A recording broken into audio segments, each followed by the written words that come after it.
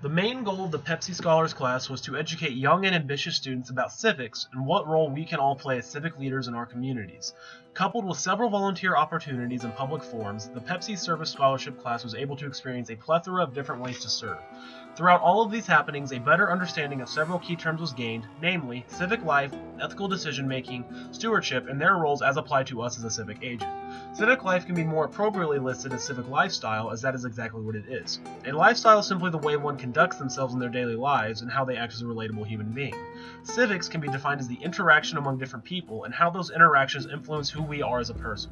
By combining these two definitions together, we get a civic lifestyle, or a way of living in which one bases their actions on the interactions he or she gleans from others. When defining ethical decision-making, I'm reminded of the recent panel of nonprofit organizations. In it, the Pepsi class learned almost exclusively of the ethical decision-making process. Ethical decision-making at its core is the process of deciding the best route to take under a code of ethics that one must operate under. For the nonprofit organizations, this sometimes means going through a review board to make sure that the money they are being donated is going to the morally appropriate places. Stewardship is a term that we may not have really gone into great detail over in class, but still plays an important role. Stewardship takes the civic lifestyle and the ethical decision-making and applies reasonable resource and time management to make everything flow smoothly. By combining all three of these traits together, it makes anyone who is actively pursuing a life as a civic agent a responsible and ethical person who takes control of their life in a meaningful way. What is my personal role and responsibilities in my community? Well, as a student here at UNL, my role is to gain a higher education so that I may better whatever community I live in and later in life with a productive career. My greatest asset that makes me who I am is my ability to comprehend and understand different points of view and to explore new options whenever they may arise. I value mental growth highly and would use whatever influence I have on my community later in life to encourage this kind of behavior. Too often, people are bogged down by the oppression of those who consider themselves morally or intellectually superior, which hinders any possible advancement of an evolved society. My goal is to be a proponent for changing this type of hierarchy.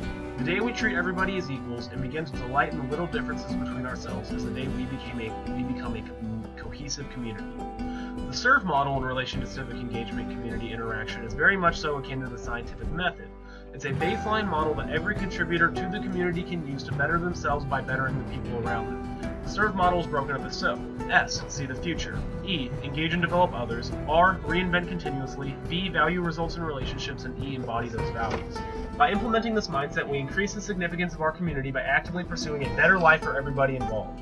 Seeing the future allows us to have goals to aspire towards. Engaging and developing others brings in the entire community to push up behind one common goal.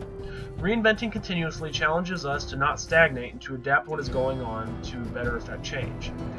Valuing results in relationships teaches us to not just appreciate what it is we are doing, but the nuance involved in doing so. Finally, by embodying these values we gain and learn, we grow as individuals so that we may better serve others. To effectively utilize everything I've learned in the Pepsi Service Scholars class, I need to create 3 civic life action plans so that I may set attainable goals for my near future. First plan. By April 2016, I will have nearly completed my first year as a college student. At this time, I hope to have a better understanding of my major and how I want to apply that major to my eventual career path. I will have experienced even more opportunities to give back to the community I serve under and can begin to see where it is those experiences will take me later in life.